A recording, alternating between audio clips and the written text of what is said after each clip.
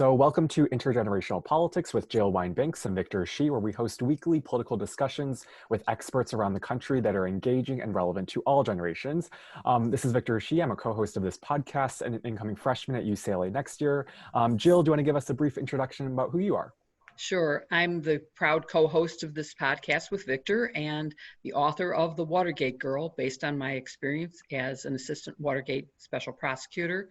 And it goes through my career, which includes current status as an MSNBC contributor. So as always, we want to thank you for listening to Intergenerational Politics. If you haven't already, be sure to subscribe, rate, review us on Apple Podcasts to support future episodes. Today, we are fortunate enough to be joined by Kara Swisher, an American technology business journalist, co-founder of Recode, and host of the new podcast Sway by the New York Times. She also interviewed one of our favorite guests on this podcast, Kathy Griffin, which we will post on our website for those who want to see that as well. Since 2018, Kara has been a contributing writer to the New York Times opinion section. Before that, she wrote for the Wall Street Journal and served as co-executive editor of All Things Digital. Today, we'll be discussing the threat of big tech companies in general and looking more specifically at the impact of Facebook on our election security and the significance of the Trump's administration's efforts to ban TikTok and WeChat. So we are also going to discuss Kara's new podcast, Sway, at the end of this discussion. So first, thank you so much for taking some time. Thank you for having me. Thank you for having me. All right, so Jill, I'll kick it off to you. Thank you, Kara. I am not like most of my generation because they mostly rely on Facebook. I'm much more into Twitter. Okay. But before 2016, there didn't seem to be much of a problem with Facebook. But after that, with the interference of Russia in our election, Facebook suddenly faced enormous scrutiny for allowing misinformation or even disinformation. And some of that, of course, came from Russia. Based on your coverage of Facebook, how big a threat is Facebook to the 2020 election? A huge one. And by the way, it was bad before that. You just weren't paying attention. A lot of us were very aware of the problems that were on there. Mostly they were dithering around advertising and violating your privacy almost continually since the company started.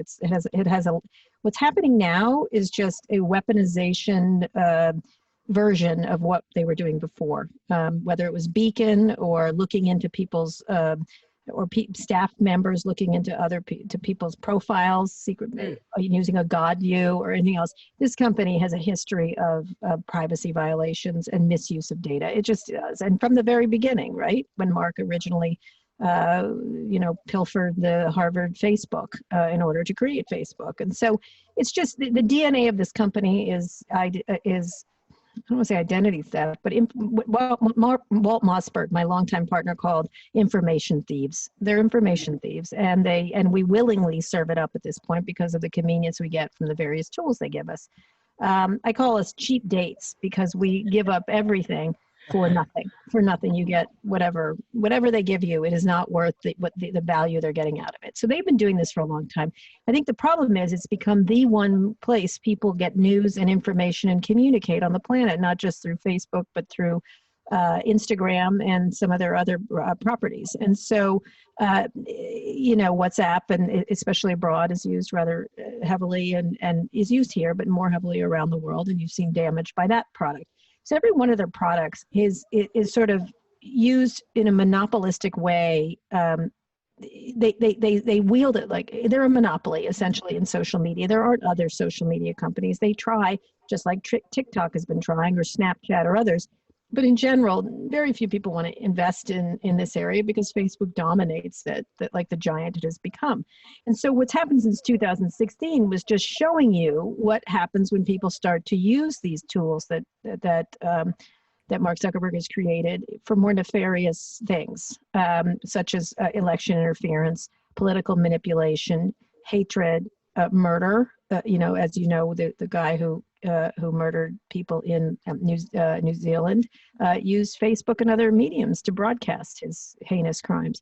And so it's just that people caught on that this was a great way to talk to the human race in the worst possible ways. And in the meantime, Facebook has done almost nothing to police. It's even though they say they do, and they do it around the edges like Band-Aids, but they really have done nothing at the heart of the company, which is to take your data and vomit it back at you in some profitable way. So what advice do you have for users of Facebook to avoid falling vulnerable to two things? One is the theft of their information, and the other is for how to protect themselves against the fake news that they're getting through unreliable sources on Facebook.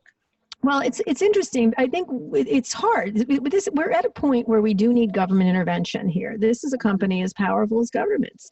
And so you do, and governed by one person. I think, Donald Trump, we're all talking about authoritarian. He'd love to have the kind of power Mark Zuckerberg has. Mark Zuckerberg cannot be fired. Mark Zuckerberg's children cannot be fired. Like, wow, it's a lifetime appointment for one idea. Great. But it's also problematic in that there's no accountability, and again, a lot of politicians would like no accountability, not the awful ones usually, and so that's where we stand. So here's what we can do: we can start to demand of our public officials, both Republican and Democrat in this country, to really start to put guardrails and laws in place, and not just laws, not just regulations. There has to be fines, there has to be antitrust looking, there has to be all kinds of tools of government to do this, as they do with other industries. The second thing is citizens have to start becoming aware of what is going over these transoms, like what they're looking at and what they're being manipulated by.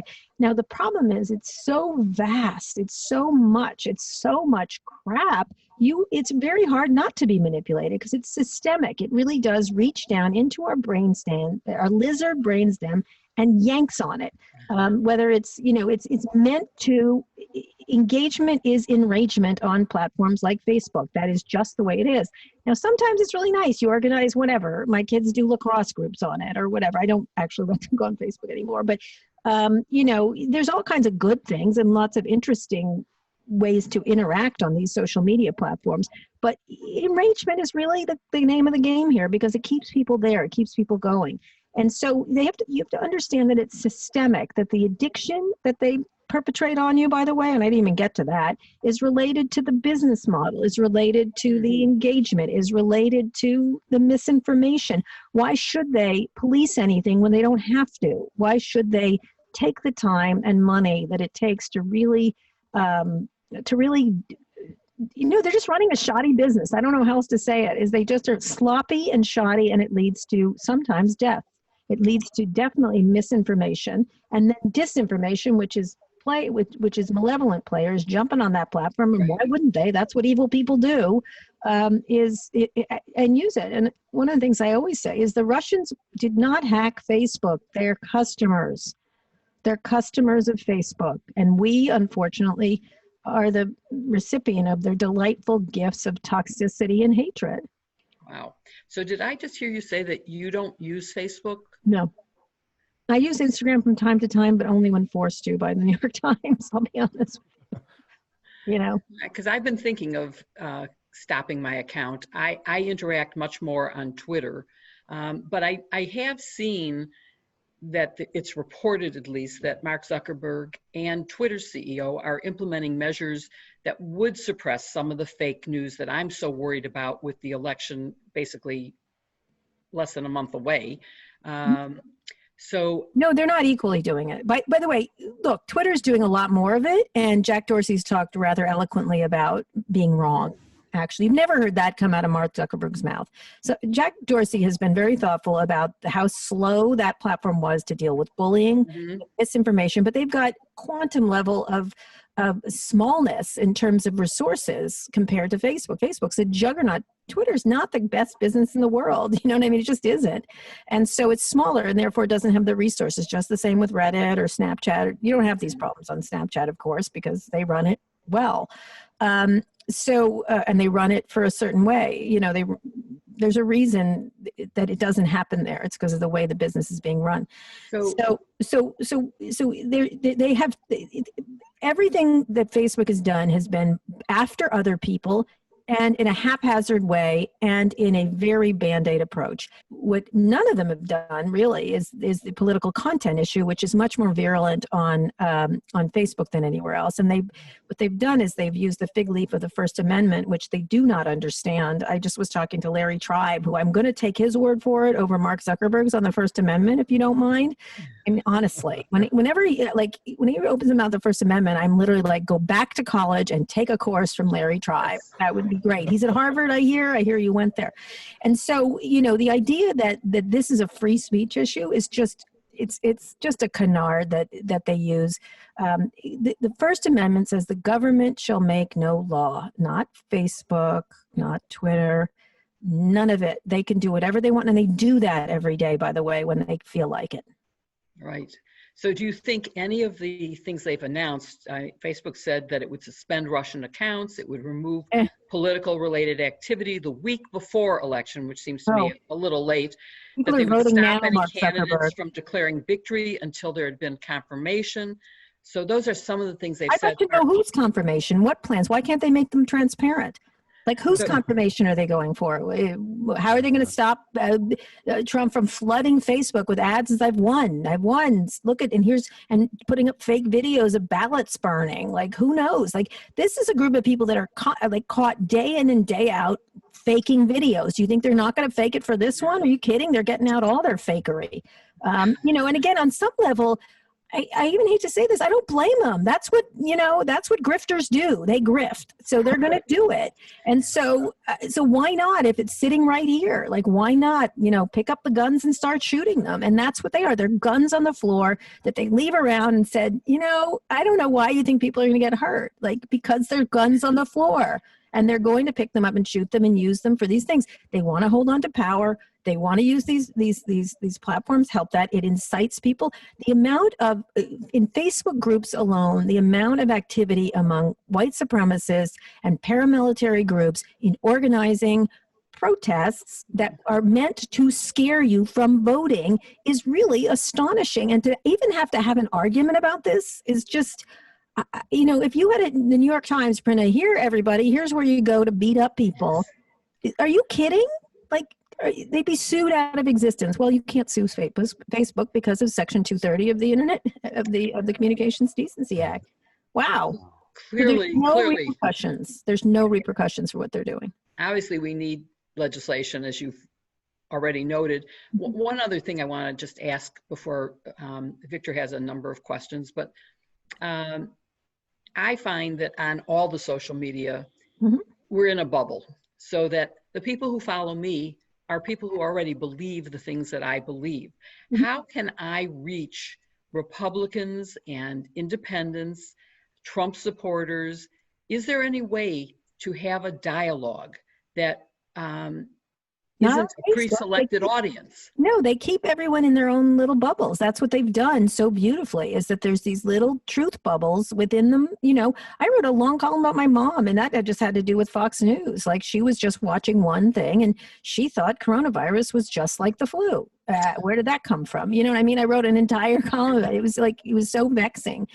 Imagine this writ large of people in these groups. And so, for example, I have a friend who I've said this story before, but she's from a small town in Indiana, and she's in a Facebook group of the small town in Indiana. A lot of these towns have them, little community groups, things like that. Great, fantastic. Let's talk about the trash and the recycling, and God, that dog drives us crazy, that kind of stuff. Fantastic. That's the best of Facebook, okay, or whatever. It's the best of humanity. Or it used to be done by a local newspaper, then a local radio station. Now it's done by, fine, sounds good. So they started talking about caravans of Antifa that were going to come to this small Indiana town and invade them and break downtown and burn downtown. First of all, why would you want to do that to a small Indiana? Who wants to do that? Nobody said nobody wants to come to your town and destroy it. They don't. It's not going to happen. It's made up, like the Mexican caravans, whatever. It's just a lie. But they just started proliferating it within this group. And there was an initial lie, and then it proliferated because of the way these sharing tools work. no one there to stop it, no one there to shut anyone up and say. So she's like, hey, guys, there's no Antifa coming in. Greyhound buses, they literally had an entire whole thing, like Greyhound buses, and they're going to wear black, and this is like insanity, just insanity. And, you know, you want to like be like, is something wrong with you? Like that you don't understand this is all bullshit? No, it really does become believable when it's there in front of you. Like it does. I don't blame these people for doing this. I feel sorry and sad that this is the state of fear they have to live in, of which there is no danger, which is fascinating on some level. So Antifa's coming, Greyhound buses. She's like, it's not. Then it didn't happen. And they're like, well, we kept them away. It's like, no, you didn't. Like, so it's like, they didn't come. You were lied to. You were lied somewhere along the line. A lie happened and then it proliferated. And again, what does that do to the mentality of people? What does it do to people feeling about institutions? What does it do to people's feelings about each other? It separates and divides and angers everybody. And that's really, I don't honestly know what to do about it. I except start to make them pay for it. I mean, to me, paying for things and having accountability sure takes care of a lot of problems, and sure will move them into areas that they maybe should be. You know, chemical companies would love to spew stuff, I'm sure, out into the, like, open the tap and let out the chemicals. They did that, didn't they? They did that. That same thing with cigarette manufacturers. We've been down this road before with car companies and seatbelts, with blank, blank, blank. The government always overreaches, but I am glad in many cases that it does, so that then we can pull it back if you happen to be more Republican or less government oriented, or put more of it. But it certainly is nothing to do with the governance of the people on this stuff. It's the governance of one person. Yeah, well, I mean, aside from spreading misinformation and disinformation, which we've talked a lot about on Facebook, another big criticism of these big tech companies in general is just how much personal information they steal. So, like, I think it was my freshman year of high school. You give it to them. They don't steal it. I joke about information thieves, but they really are. It's like a thief knocks at your door. You just hand them the money. That's really what's going on. Right. Well, I mean, like, one of my friends during my freshman year of high school showed me once how Facebook, like, knows exactly where you fall on the political spectrum, your religious views, your other personal identities, just based off of what you like, share, and comment. But for my generation and Jill's, who may not know the extent to which Facebook and other tech companies do steal our personal data when we may like or comment, how big of a concern should this be? And then what can we do do we just stop liking and commenting or sharing? Like, what can be done about this? I always think, years ago when Google had a lot of, they still do have, is a monopoly in search. So they're about to get dinged by the government for that. And it's a long time coming. I mean, it's about 20 years too late, but okay. Someone who was running the company said, why are you so mean to us? And I said, well, I'm worried about a person who gets a hold of all this information who's not like you, we're nice guys. I remember them saying, we're nice guys. Because I called them, I said, in an article, I said, at least Microsoft knows they're thugs, knew they were thugs. They were doing them. And they're like, we're not thugs, we're nice guys. I'm like, you're nice guys, but what about the next guy? And it's always a guy, by the way. Sorry, Victor, but it is. Yeah, unfortunately. You don't understand on safety. You don't understand anything. And what if a bad person gets a hold of this? I think about that all the time with these companies. Like, what are you giving people in terms? It's really difficult because you can't really operate in a society without these devices, right? These they're part of work. They're part of your social life. They're part of your kids. They're part of all kinds of good things, right? And at the same time, the amount they collect and their business models are completely oriented towards targeting and selling you stuff. But it also can move off, and that's fine. Like, we live in that world. We've lived in that world for a long time. Advertising, it used to be much broader, billboards, and then newspaper ads, and then TV, and now this. This is just targeted. What if they're coming into our homes, like this Amazon drone, which seems insane. I don't even understand why someone would put one of those in their homes. But you have to understand they're after one thing, which is either to get you to buy something or do something, right? So that's the thing. And they can track you. So what if the worst person in the world got a hold of this? What if the person who had malevolent means got a hold of the information you share? Because most people go, oh, I have nothing to hide. It's not about having nothing to hide. It's that you can be tracked like an animal. That's not, if someone got to that point, and we got into a really bad autocratic situation. They can track you like an animal. It is not that you have something to hide. It's that you have nothing to hide. Nothing is hidden from this thing. And that's how you should think about it. I could also scare you and follow you around and show you how much I can find out about you. I think most people would be highly disturbed. Even Apple, there's settings that if you don't change, they really know, like, there's a setting on Apple, and I forgot, I do it at parties as a party trick, but I because Apple is one of the more privacy oriented companies. It stays on the phone, so it doesn't go, they don't, and their business model is selling you a phone, not selling you essentially. And so, or selling you AirPods or whatever they're selling you, or music. It's not that business. It's not an advertising based business. And so, or a marketing based business. And so I open it up and I said, you were 20 minutes at this restaurant and then you went here to this person's house. Who's this? Where did you go here? And you spent 43 minutes here and then you went here and this is the way you went. And they were like, how did you know that? And I'm like, it's all in your phone. Your phone is tracking you. Wow. And it's there. Now you can't get it out of an Apple phone because they have encryption, but you certainly can at the others for sure. Oh my goodness. Now you've really scared me because I have an Android, but also you there's said an Apple setting, yeah.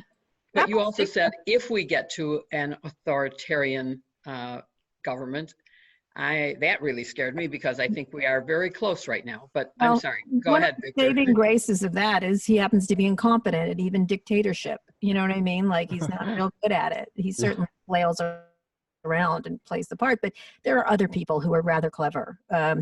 That can do it better, and that's really the danger to me. It's not. It's paving the road for the way it's going, rather than this particular oaf. But you do get to wonder, like, what if a more disciplined Donald Trump got in charge of Facebook? Or they already have a cooperative relationship, obviously, known to one and all, I think. Yeah. Well, I mean, oh my God, everything you say reminds me of like a Netflix, like Black Mirror episode. I think it is. Yeah. Basically, it's frightening.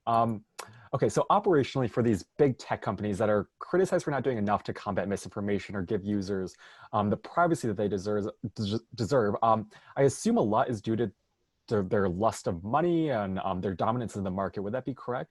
I don't think money is money is nice, but they're so wealthy. They're obscenely wealthy. So I think that's well beyond that. And I don't find most of them to really care about money as much. It's dominance. It's very different. It's a very different thing. Someone like Mark Zuckerberg, who's his hero? Do you know? Caesar Augustus. Go read up a biography of Caesar Augustus. Did a lot of great things.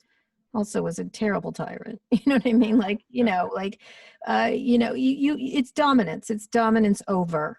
And then often it's couched in the language for a lot of them, not just Mark, who's actually a lovely person compared to a lot of people, very polite, very earnest, very trying to learn. Doesn't matter. I don't care. If he was my friend, great. Otherwise, I'm worried.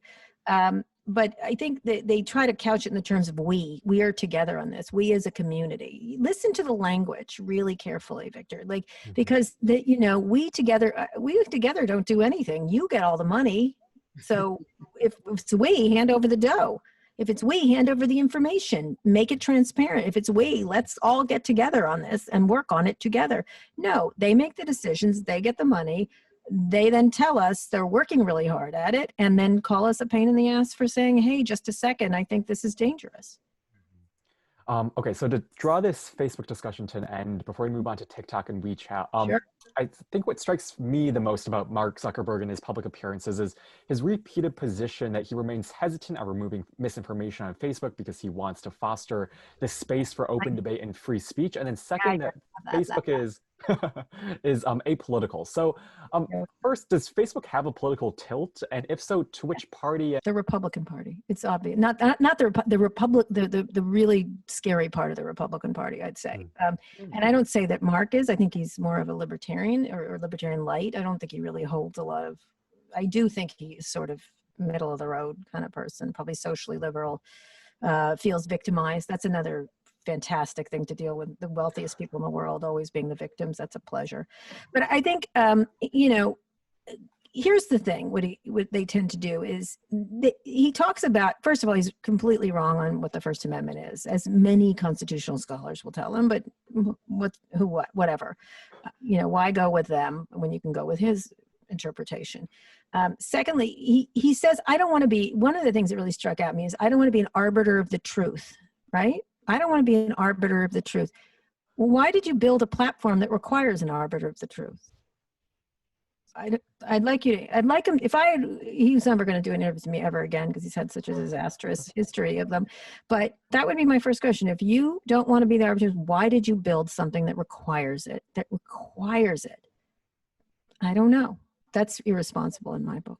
So I don't know. I think you can look at the most popular things on that platform. It's really weird. It's a weird list when you look at it. It's like right wing, scary right wing, really frightening right wing. Oh yeah, down at the bottom at number 20 is the New York Times. I mean, do you think it's time for Facebook to go? Like, should we Nowhere. getting rid of the app? I don't know. Is that possible? I wouldn't use it. The utility is far outweighed the damage they've done. I mean, it might be good to smoke those cigarettes, but the kid next to you is dying of cancer because of your ridiculous, filthy habit. Yeah. You know what I mean? I'm sorry. Like, you're hurting people by using it. And so, I wish they would spin off Instagram. I think it's a wonderful property. I think it's a wonderful product. It has some abuses on it too, but certainly is more in the vein of what you're talking about, like a good use of these things. But that would be nice, and then it would be competitive, and then there would be competitions. And if you want to get into TikTok, talk about competition. It would be nice to have more competition. It creates better outcomes. So let's talk about TikTok and WeChat. But before I do, I wanted to say, you said he'll never do an interview with you again. Maybe he will. I would say that based on Donald Trump doing an interview with Bob Woodward, I know, you're right. Maybe he will. I mean, why would he used to call me at night? Yeah, he did. Oh my God. He did. I don't know. I think he's on to me. I think. Well, you know what? Here's the thing. I am incredible. You listen to those interviews, they're incredibly fair. I do not attack him. I think a lot of people are snarky to him. I hate all the attacks on his personal looks and stuff like that. I decry them whenever they happen. The last one was surfing. I was like, he's using the correct stuff. Hey, like, encourage him to use this. And he's also fair-skinned. What's wrong with you people? Stop attacking his looks. Yeah. And I think I've been really fair when I talk to him. It's he that walks into, I think he says what he actually thinks, and that's the problem. Yeah. So TikTok and WeChat. Again, the Trump administration has sought to ban both from the App Store, claiming that China is stealing personal information from the U.S. First of all, I guess the question is, there's no proof.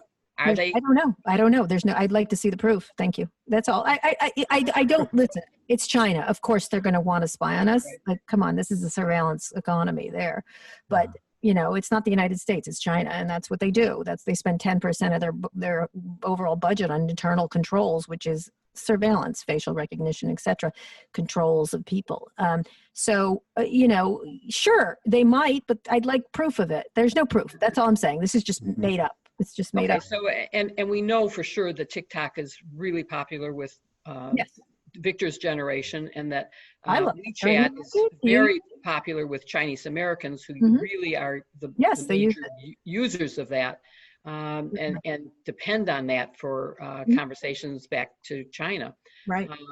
But I'm wondering how valid is the assertion, and you're saying, well, there's no proof, and I buy that. I certainly agree with that. And is it any worse than U.S. companies?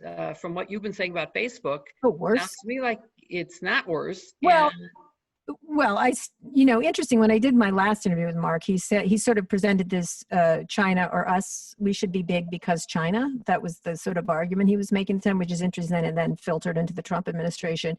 But I called it the she or me argument. And I'm like, I don't like the choice. I don't want either of you. But, I don't like him, she more, I guess, but you're not so great. You know what I mean? It's sort of like a bad, relationship, like the jerk or the real jerk or kind of thing. And so, look, let's step back. I would agree with the Trump administration or a lot of people on both the Democrats that China presents a unique and disturbing rivalry and threat to the United States and democracy in terms of hegemony, in terms of running the world, in terms of owning, for at least in my space, the next internet age. They are strong in AI, they're strong in drones, they're strong in manufacturing, they're strong in 5G. They're strong in surveillance. They're very good in surveillance, obviously.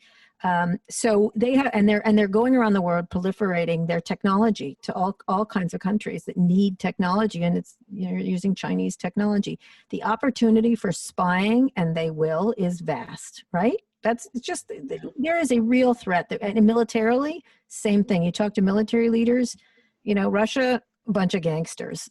The crazy gangsters. Chinese, a really difficult foe going forward, and one that we have to meet both diplomatically in terms of cooperation and also forcefully in terms of putting through our democratic values, right? That's what we do. That's what America does. So there is a threat, and it does exist. But doing sort of shitty one-off things in place of policy is just, it's literally shooting your foot when you need to be shooting the other direction. And I hate to use shooting analogies. So we have to deal with the China threat. This is not the way to do it. This is the way not to do it. China is going to wait us out and let us sputter, and we will do nothing. And then they will have incursions, right? Then they'll be able to do it. Then we'll look away. We think we took care of it, which we don't, and through this deal that they're doing. And it just becomes sort of just the PR thing of the day. This day it's TikTok. Tomorrow it's, post boxes. The next day it's taxes. And boy, is that a story. It's just, it might be the last one for him, I think, in lots of ways. I call it the Al Capone of it all. That's how they get all of them in the end. It's taxes. Don't pay. That's how they get all of them. They really do. That's how they get all of them. Don't cheat on your taxes. Or don't get caught cheating on your taxes. So that's the Republicans' line right now. So I think that there's a real threat, and I think that is correct to focus on TikTok and others, but this way to do it is not the way. We need serious policy around information that comes in and manufacturing in China, and how to encourage manufacturing elsewhere and stuff like that. It requires intelligence and thoughtfulness and bipartisanship, which is not happening at all. Well, you mentioned the tax issue, but remember that a lot of Donald Trump's products are manufactured in China, so he's supporting them. But let's talk about the worldwide criminal organization, I guess, it looks like. I don't know. Everywhere is grift. Everybody. I'm always surprised when my organized crime prosecution background is more relevant to the news. Oh, it is, isn't it? And Watergate, it really is. It really is. But really, like the mafia, and they even talk that way to each other. Absolutely. You know what happened to the mafia, Jill? You know what happened to them? Yeah. So they dumbed their way down to the end. The judge blocked the TikTok ban. Sure, he should have. And we now have a deal for the purchase of TikTok. Allegedly. Do you think is that helpful? Is that irrelevant? It's not part of what you would consider good policy. It's not policy. I don't know what it is. I don't know. How does it protect us? I don't begrudge Oracle, which is a very good technology partner. They're just a vendor. It's just a vendor, right? They're not going to, who owns it? Where's the algorithm going? Where's the data going? Who has the code? Who's running the code? Does it go back to China? How much does China own? Like I know they're answering a lot of these questions within the national security apparatus, which are full of wonderful, talented people of expertise, which we need more of. But it's still become a political football, right? And what's really amazing to me, I always think about look, Steve Mnuchin's a smart guy. He's obviously a smart guy. Dealing with this right now when he should be worried about stimulus and the budget, come on, really? This is ridiculous. We need serious policy about China. When Grindr was owned by a Chinese company, lots of threats. That could be a lot of really disturbing data that they could get. They could get data access, for example. The threats are data access to devices. That's another threat, possibly not proven still, but still there's an opening. And then third, the more problematic issue is influence. in terms of cutting off, in like suddenly not covering this, not pushing to that is really quite important. And I agree. Again, I agree. The Chinese are excellent at manipulative propaganda. And so those are important things. But how does that stop in this solution? I don't know. It's not transparent. It's also, our government is spending all this time on this one company to do this when we need an overall policy. Grindr had to sell itself to another company, that's in the US, and that was that. What's happening here is we made all this noise way ahead of our skis. He was saying things that the companies weren't saying, like, just even that Museum of Propaganda, that $5 billion museum, I call it the Museum of Propaganda. The companies, when I call them, they're like, Kara, we have no idea about that. Like, we're not doing a special museum of real American history, of which, essentially, certain white people's stories of, it was just weird. And they were like, they didn't even know what's going on. This is no way to run a country, and it's no way to run China policy, especially when the threat is incredibly serious. Same thing with Section 230 of the Internet, the Communications Decency Act. It needs reform. It doesn't need a ridiculous executive order full of errors and bad law and bad legal stuff that gets pushed back. Same thing with going after Google or Facebook or any of these companies for antitrust. Why do it in a quick, politically expedient way rather than the right way, so that we get good law and good regulation and good fines that make them, they want to be, you know what I mean? Like, it's sort of, you sit there and you're like, directionally correct, absolutely incompetent everywhere else, and especially in certain areas. And this TikTok one, and then also it looks like he's doing it at a peak, right? That they messed up his dumb rally. Like, that's not, that one I think he gets a pass on. I don't think that's why he's doing it. I don't think he knows what TikTok is. I think someone like Stephen Miller just handed it to him. Like, that's how I imagine it happening. And then crazy Peter Navarro coming in and yelling, oh my God, the Chinese are about to come over the fence on 1600 Pennsylvania. You can just see it. Like, you can see this insanity going on. And it's really important because this is a great product, like getting away from Chinese ownership. And by the way, you shouldn't not forget that, because I'm very concerned about it. I use a burner phone to use TikTok. That's how much I'm concerned about it. And I'm pretty good technologically, and I'm still nervous about it. And I wrote a whole column about this. Is what is the good policy to get this, to deal with this overall? Because we're going to see it again and again as Chinese companies become more powerful. What is the policy? And that's the problem here. And it's a great product, and it's a threat to Facebook, by the way. It's good for innovation. It's a wonderful product. People like it. It's actually a friendly place. It's kind of all what's good with the internet. It's fun to watch. It's infectious. It's entertaining. It's creative. It's all the good parts of the internet. So do we want to really kill it? If we can't find a really good way to resolve it, that would be great. I mean, right after the TikTok ban happened, like, there was this huge fallout from my generation. And then after they threatened to ban WeChat, like, all the Chinese parents in my community were like, no, this cannot happen. Like, it is the only way that we communicate with, like, family out in China. And like, my parents too, like, they were Republican in 2016, but then after WeChat happened, they were like, this man is unhinged. I mean, I'm glad they noticed that now. But so I think this was a wonderful conversation. But before we draw this kind of discussion to an end, can you tell us about your new podcast, Sway? What is the premise behind it? And then tell us, what episodes you've had, and then what episodes you plan on having in the future, if you're able to. Well, thankfully not me ranting like this. It's really interviews with really big, not just big people, but about power. It's about who has power and who's using it and how they use it. And it ranges from all kinds of people. I had Elon, I'm having some big names on to start with. I had Gavin Newsom talking about the wildfires and sort of getting this amazing job of power with the most important state in the country, one of the biggest economies in the world. And then it's on fire. Like, what do you do? Like, what? And then he's got emissions issues and climate change. So we wanted to talk about that and how you manage that. It was a great interview. Nancy Pelosi, talking about, trying to get the stimulus bill through. We talked about that and the limits of her power, the limits of her ability to rein in Trump. It's really true. She doesn't, they're supposed to be co-equal branches of government. Are they? Have they become that? Is there too much executive power? What is she going to do about it? So that was about that, and about her, and I pushed back pretty hard on all of them. And at the same time, I want to elicit illumination from them about what they're doing and have real conversations rather than talking points.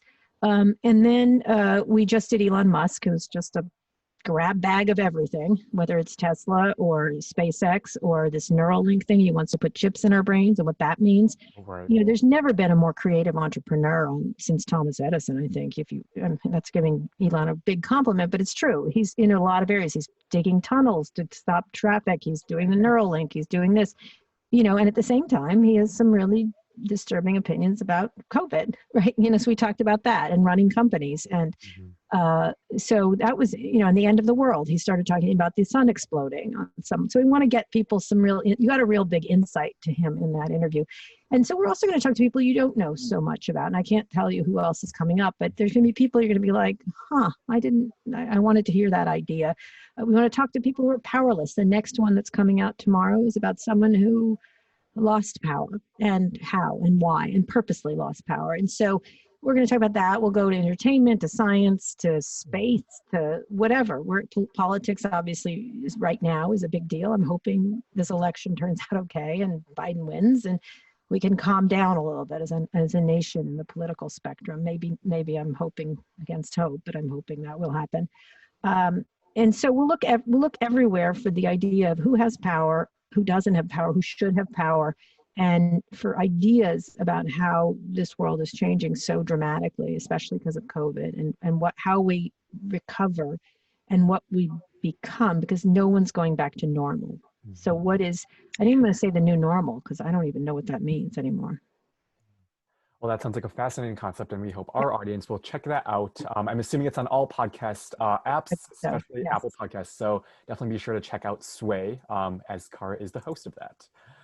But before we kind of draw the discussion to a formal end, is there anything you'd want our audience to know about Facebook, the big tech companies, and how to make sure that we avoid possible hacks and misinformation as we head into November 3rd? I would just say, try to be a good citizen. Try really hard to understand where your information comes from and good sources of trusted information. I understand it's so hard because it's so overwhelming, these platforms, and it's not like anything in human history, and it's failing, this experiment in human communication. But you can still, I don't say go off of them, because I don't think that's really the answer. I think it really is, think hard before you share. Think hard where you get your information. Think about being a little nicer online, right? I know that sounds crazy, but like, don't try to enrage. Don't try to engage people in real discussions about their points of view instead of calling them stupid, even if they're stupid. Like, I deal with, try to get people good facts. Try to get to a point of comedy and community. The internet was founded with the idea, I think, of bringing people together, and it has torn people apart. It can still be a tool. It's either a tool or a weapon. It can be a tool for bringing people and knowledge and communities together and realizing our commonality. And I think people can try a little harder to do that rather than get sucked into the addictive and hateful parts of it. You'll be a happier person for sure. That sort of fits with what we've been trying to get across to our audience, which is to learn critical thinking skills and to use them to make sure that the sources of information you're relying on are correct. And, we all have gotten sucked into false information. I made a mistake the other day. Someone had tweeted about Jared Kushner deleting all his tweets. And I looked at his Twitter account, and sure enough, there were no tweets. I didn't do enough research. It turns out that's because he has never used that account. He has never tweeted. He didn't delete them. He just never put any on there.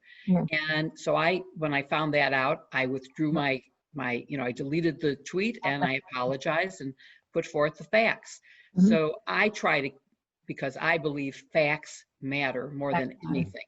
And that's what should guide people in their daily lives, their political lives, and how they vote this November. So I'm hoping that through this conversation with you, which has been fascinating to me, that people will learn a little bit more about how to take precautions, how to use the internet for their own benefit by getting facts. Can I make one way to think about it? If you can't think about it in terms of digital, think about the food you eat. You don't put things in your body. We all started to learn about food that wasn't good for us. And I'm not talking about chocolate, because chocolate's fantastic. Like, it's right from the earth. But and it's delicious. But really bad foods, dyes and processed foods, we know what it does, and everyone does. We can't say we're ignorant, and I think most people aren't ignorant about that.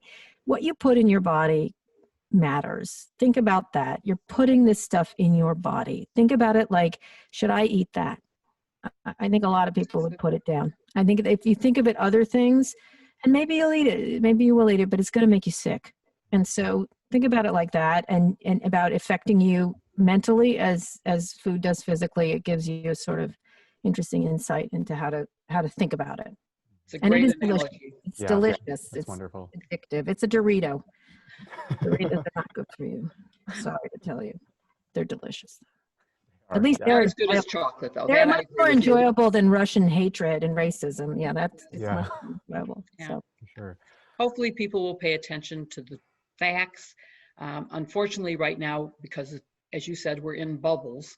And so people listening to Fox News and getting their sources of information from there think that they have information, they have facts, but they aren't facts.